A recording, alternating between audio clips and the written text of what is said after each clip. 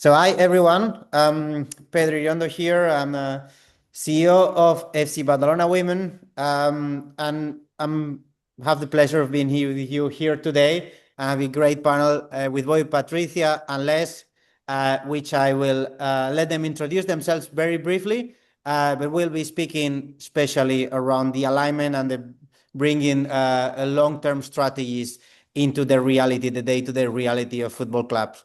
So, Patricia, Les, I'll let you introduce yourself briefly to the audience before we kick off. Les, you go first, please.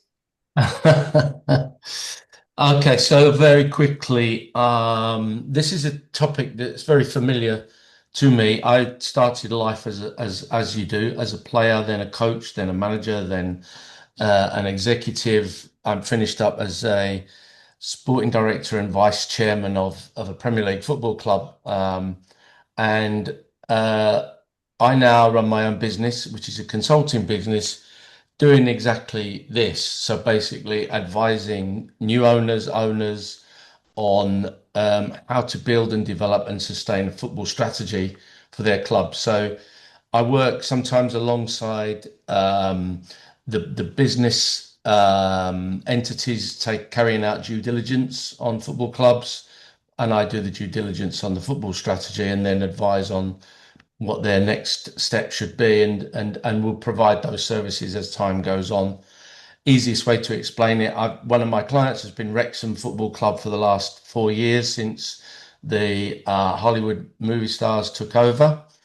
And we've steadily worked on a strategy which has taken us from non-league football to almost, fingers crossed for this year, to the Premier League. So that's my background, and all of that experience has come from experience rather than the ability to learn like you guys can now. Great, thank you, Les. Patricia? Yeah, thank you. Nice to meet you all, and a pleasure to join Pedro and Les in this forum.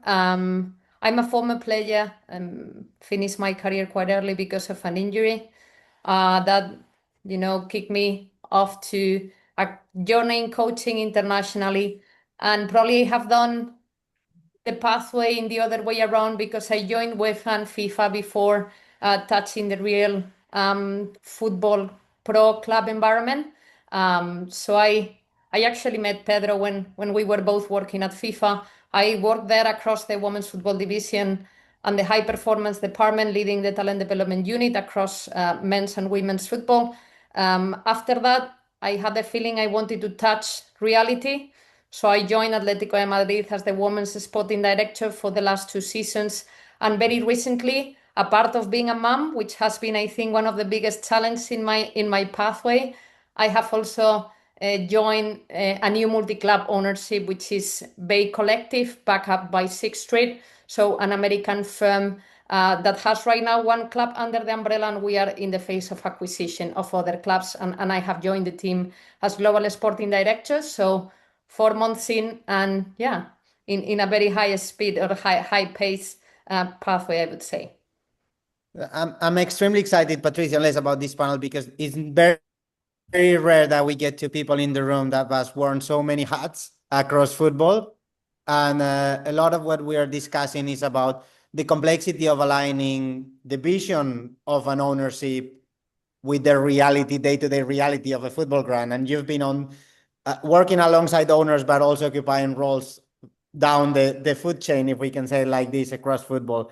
So maybe starting with you, Patricia, when you've been on the side, on the executive side, whether it's Atletico or with a new role, when you see an ownership arriving to a club, what do you think what needs to happen for that vision that sometimes we see from ownership coming in to translate into the reality day to day and the real football strategy?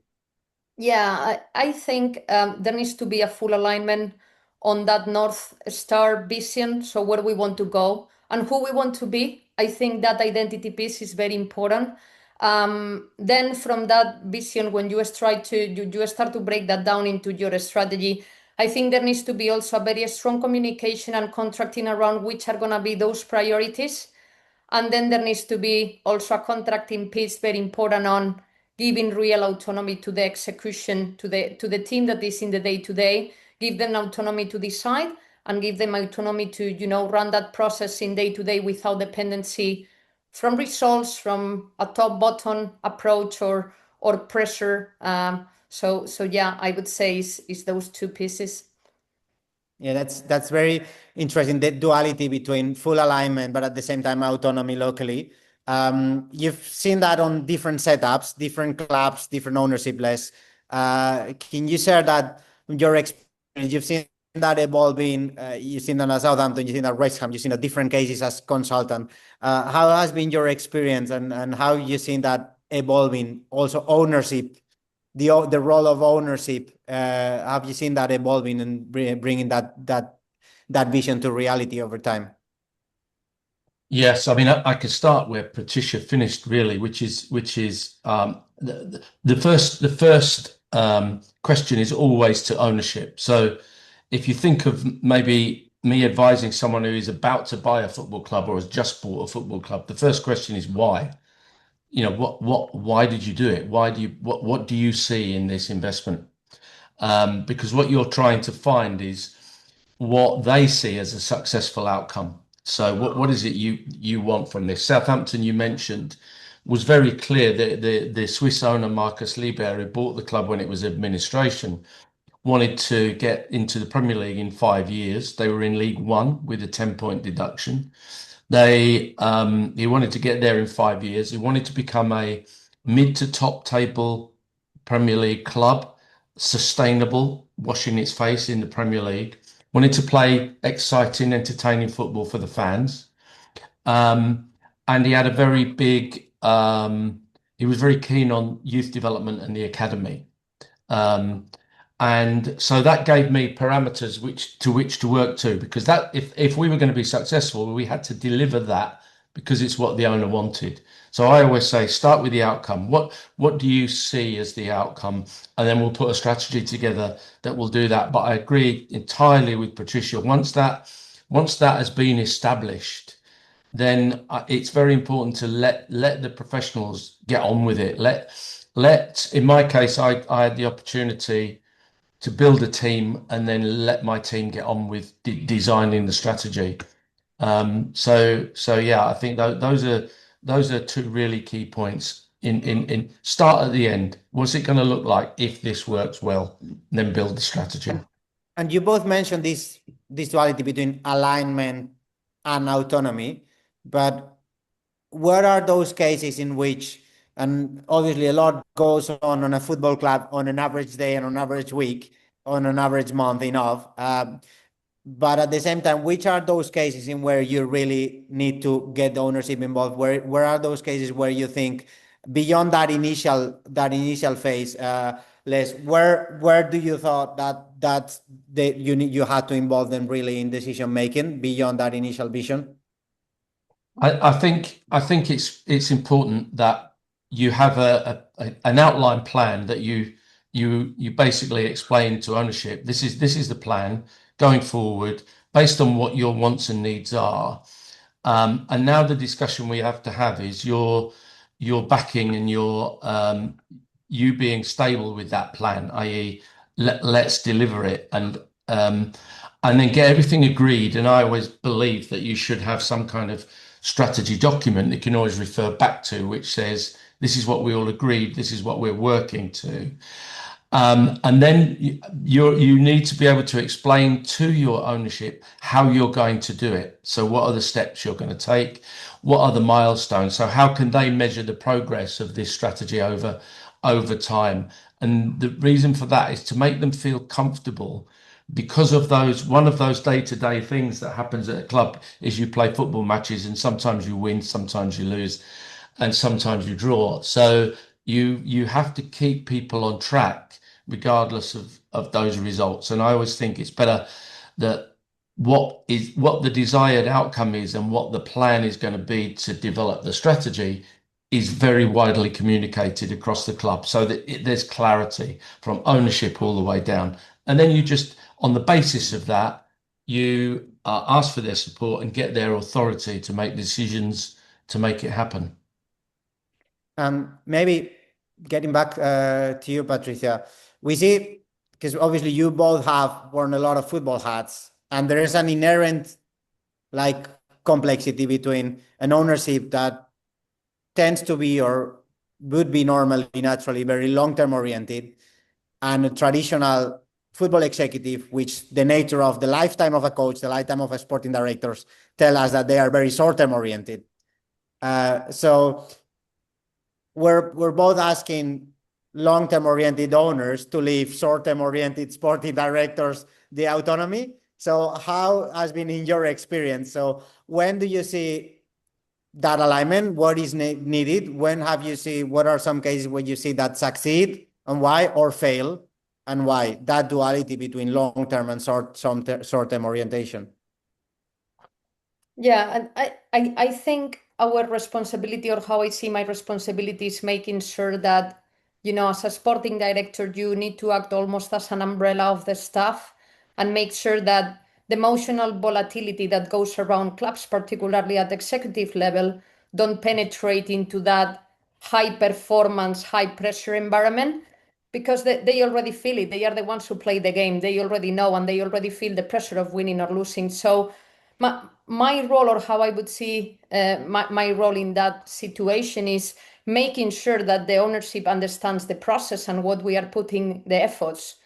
And that helps, if you build your sporting KPIs, they don't need to be linked necessarily to your performance results. There are many ways to prove that you are sticking to your game plan, that you are sticking to your identity, that you are sticking to your high performance practices. I think that's very key. And one more aligned to this is making sure that our teams operate in a continuous performance review cycles. And what I mean with this is we don't only review performance when we lose, we also do it when we win.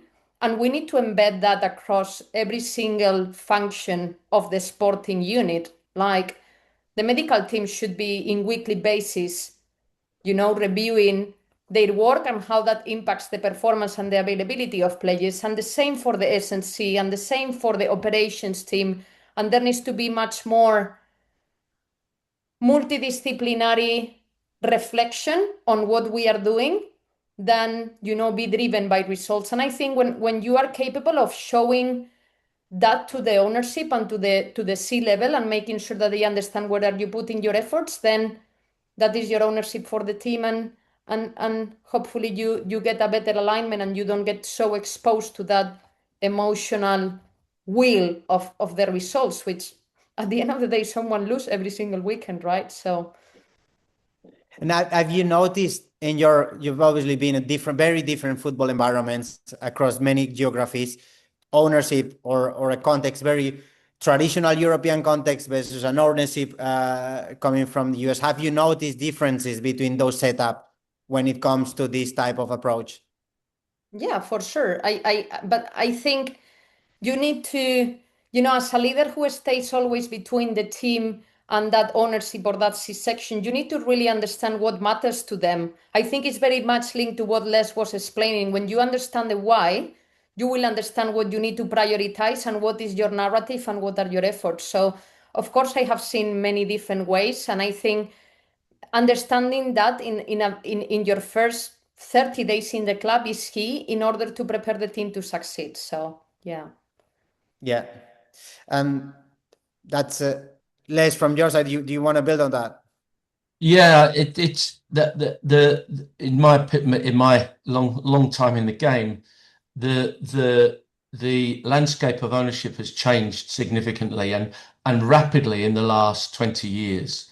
So if you take typical, you mentioned typical European, take typical UK ownership, it was the guy who supported the club from being a boy at school, who lived around the corner, was very successful in business in later life and bought the club that he loved, and then usually lost a lot of money because of his passion.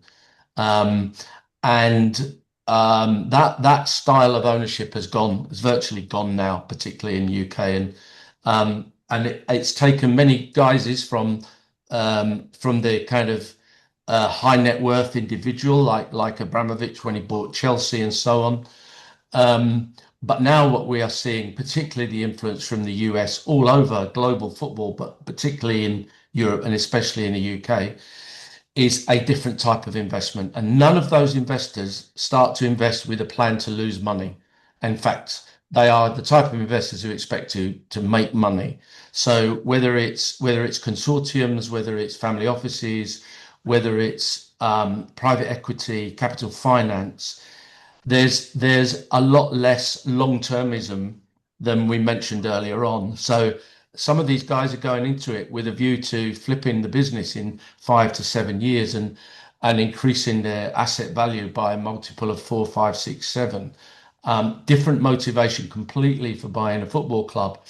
And if you're in a C-suite role or a sporting director role, and you don't get to grips with that, then you're going to have a very different view of what is success compared to the people that are basically crunching the numbers on a weekly basis. And one thing I will add with Patricia, 100% the same, that continuous performance review.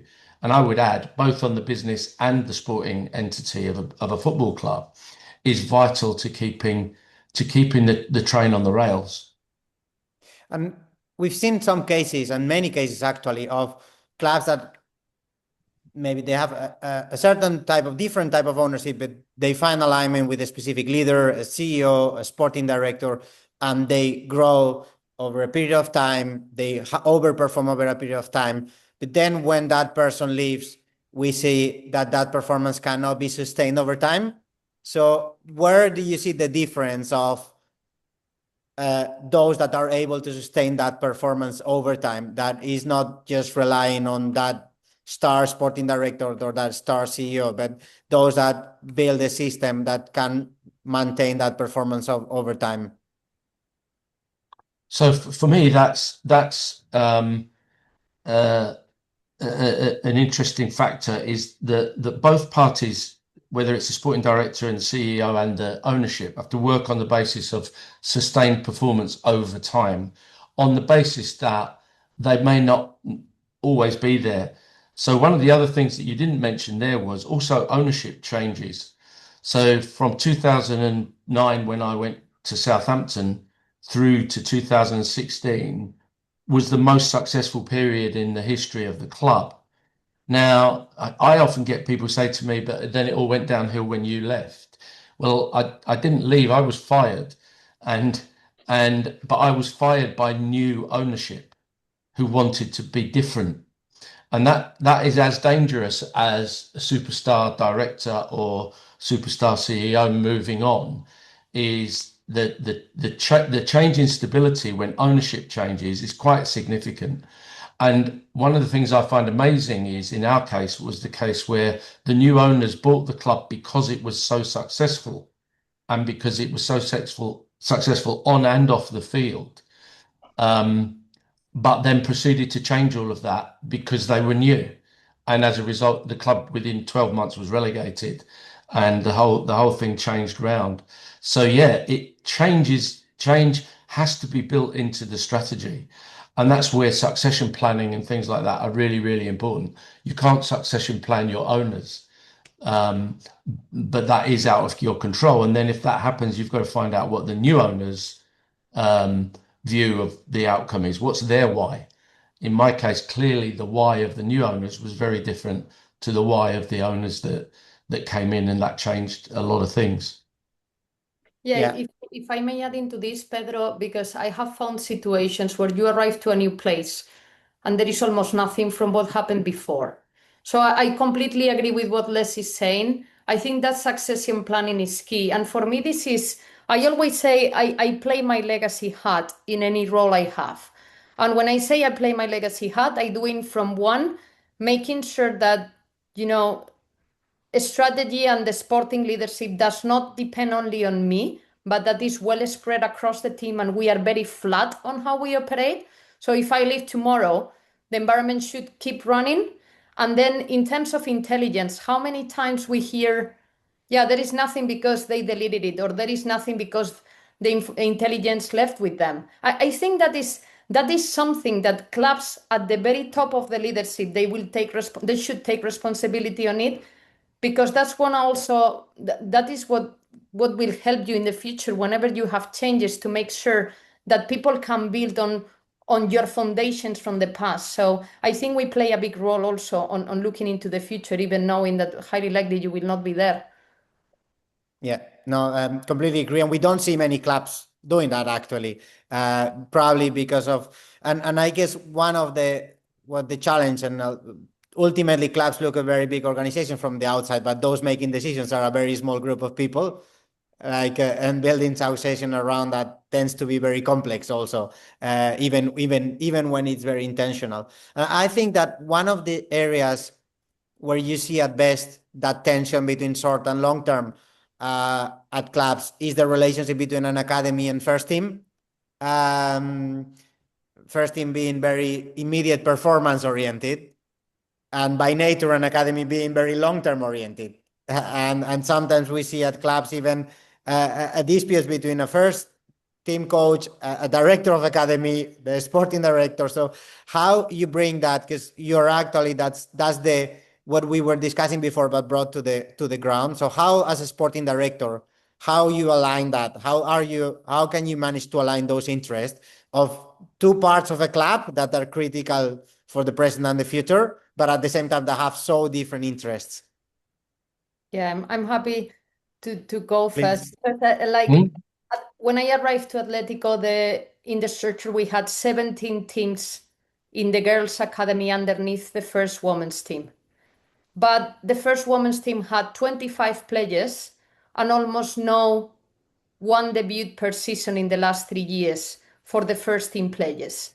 And there was a clearly design issue on that. The club wanted to invest on the youth development, but there was not an intention to give that real opportunity to players. So what we did straight away is to design the roster in a way that you are allowing those opportunities to happen.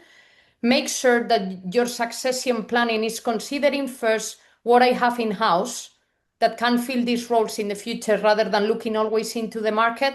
And then something I think is very, very important is bridge gaps and make sure that we create the spaces where the first team staff and the high performance part of the academy are communicating. Because it's very common, and I think we have a big cultural issue in football. When the first team is training or the first team is in the gym, you hear very often, nobody can step in. And then I say, why? I have been in the Rafa Nadal Academy, and Rafa Nadal was training surrounded by 16 old boys and girls who were preparing there because they want to be like him. And I really like that. And I take that from the football environment. I think it's almost nobody can imagine that happening. And I think there are many practices that have been accepted from the past on how the first team operates that is really not helping that successful transition of young talent. So I think there are many things to discuss on this, but yeah, that would be my first thought about it. You've been, thank you, Patricia. Les, you've been a great advocate, and I mean, results speak for themselves of your experience on bringing players from an academy forward. So, how has been your experience on the different clubs you've been involved in, that tension between first team and academy, and how have you managed that? I think one of the things that it brings to mind is that there was a necessity at Southampton in particular, but and I'll come back to it. But one of the things we had at Southampton within our values was the way of working was potential into excellence. This was a phrase that was often mentioned, and the way to make that pay was that had to count right across the club. So basically, any hires, whether they were going to work in the accounts department or the commercial department, we wanted people with great potential, and then it was a responsibility of our club and therefore the strategy we were building to get them to realize their potential. And I'm still really proud of guys who came in as interns who are now they are sporting directors in their own right, or in their own particular field. And that played a big part in the performance side, because could we get to the Premier League in 5 years? what would our squad look like in 5 years' time? Well, if you said, what does a Premier League top half Premier League successful team look like? They are all international players, and they will be a mix of age groups, and there will be a mix of nationalities. So we can get a picture of what a successful top 10 Premier League team looks like, and then look at what you've got and say, how far away are we from that? What we did was we thought, well, that means we have to look at the academy and have a look at the 14 and 15 and 16-year-olds, because if they're going to come through, they have to become top international players to be in that Premier League team in 5 years' time.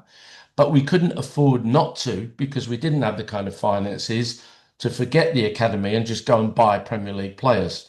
So it was necessity that we set a target of 40% of our Premier League first team squad to be home produced players. And from that, 5 or 6 went on to play for Alex Oxlade-Chamberlain, James Ward-Prowse, Luke Shaw, Harrison Reed, who now plays for Fulham. A lot of them have got lots of Premier League games behind them, but also international caps. We also did that with young players that we were purchasing. So a Sadio Mane, who we brought in from Red Bull, he had to be a Champions League potential player because he had to perform in the Premier League. And because we had to keep doing that, we became a club that had to sell players. But the idea was that every penny that we got on our player transfers was put back into that succession plan for continuing that cycle of home developed young players with potential.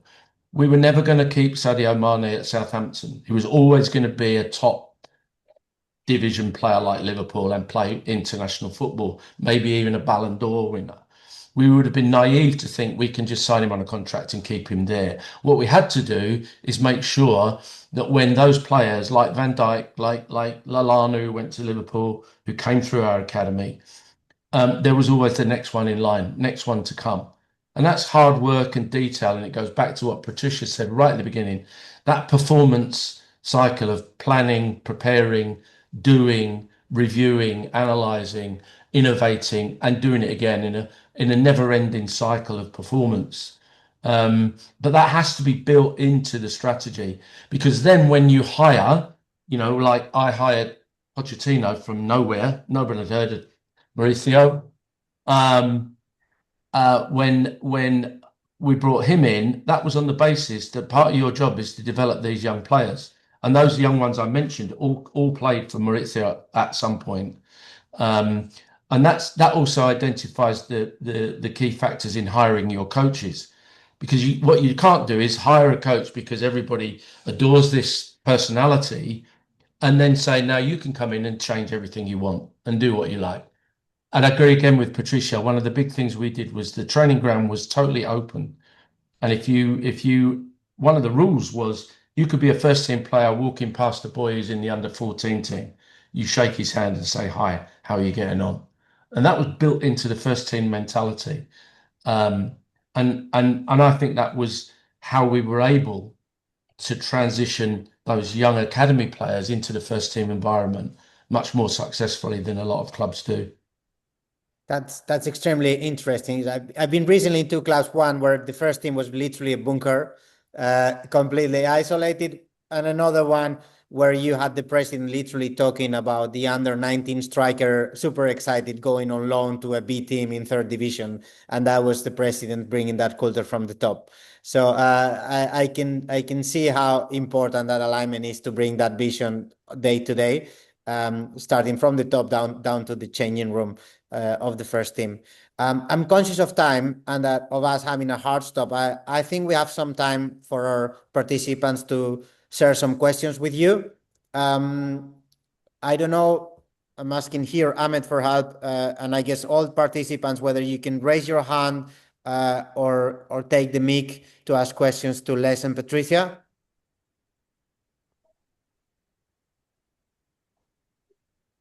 Pedro, we can see the questions on the Q&A section.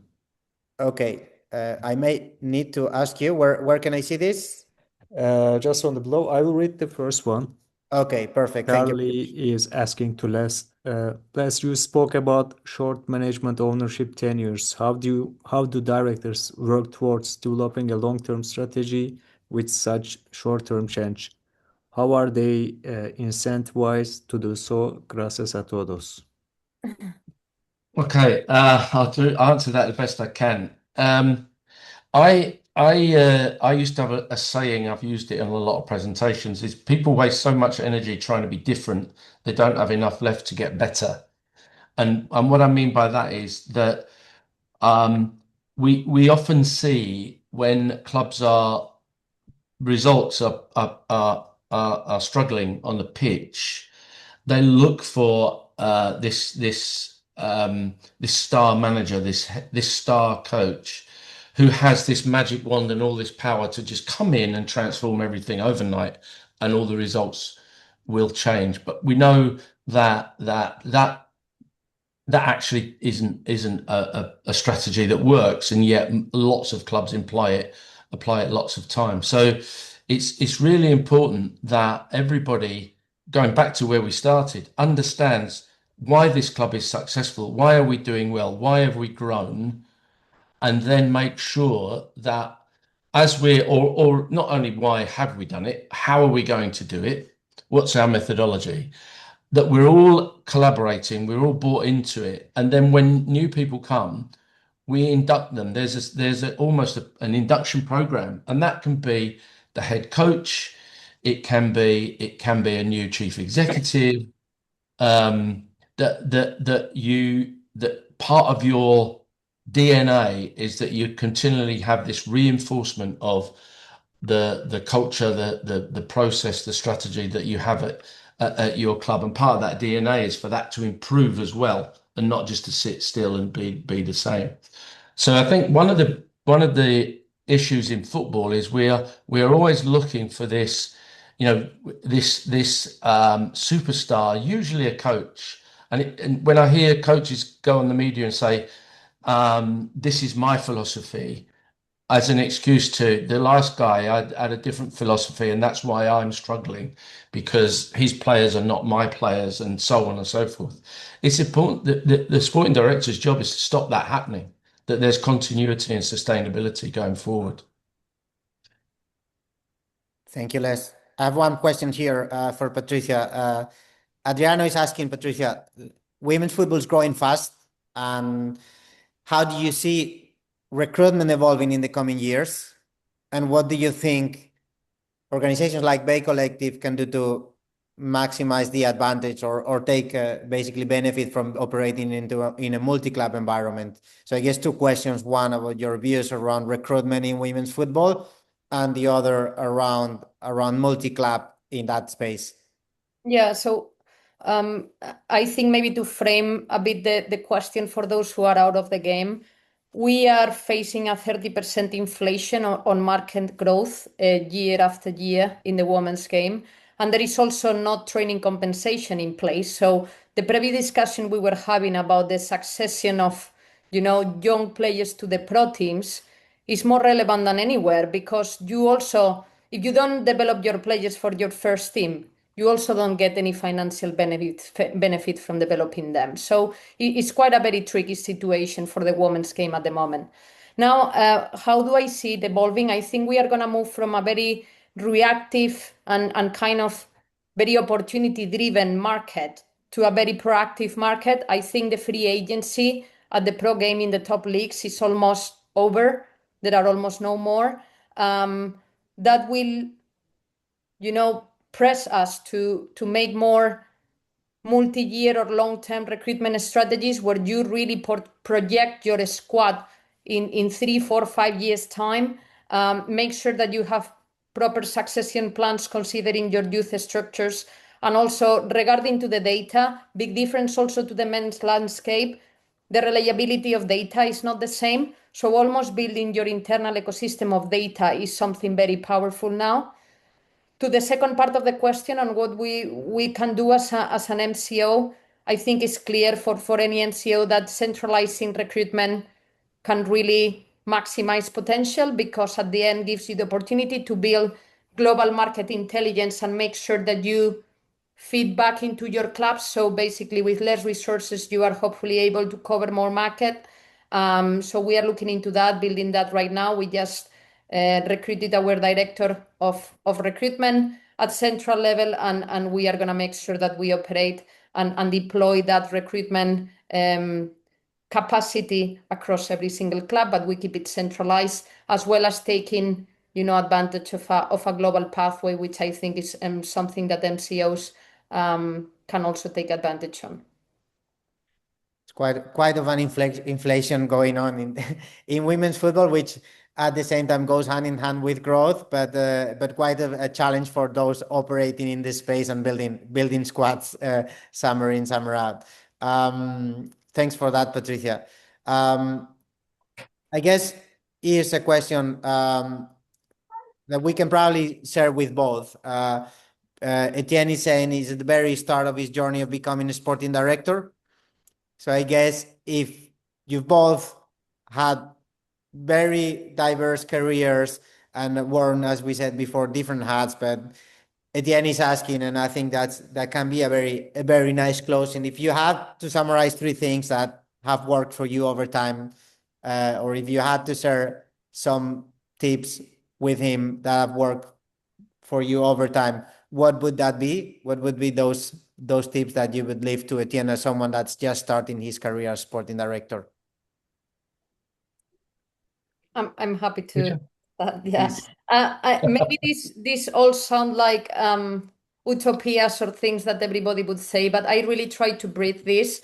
The first one is to be truly a high performer, and that means to stick to what you say, to be a role model, to deliver with high standards, and I hope everybody who works or has worked with me can say that. Second is stay true to your values. I think when we really want to give our best, we need to be connected at value level with the organization we are working with.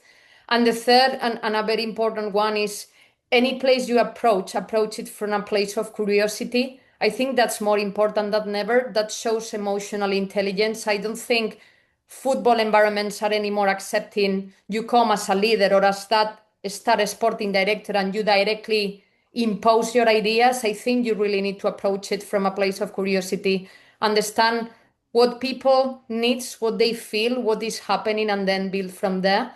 So those would be my 3 takeaways that I think are transferable for any type of organization and almost, I would say, any industry, really. Thank you, Patricia. Les?